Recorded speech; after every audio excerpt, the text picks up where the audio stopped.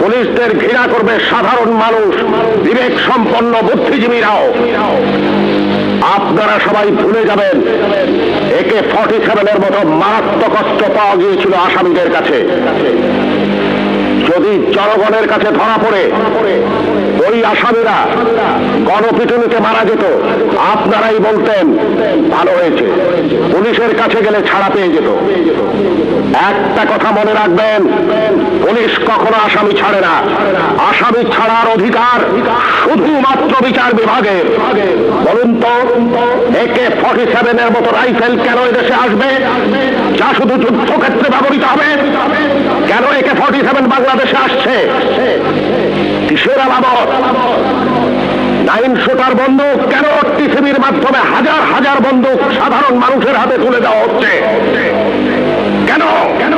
কে জবাব দেবে?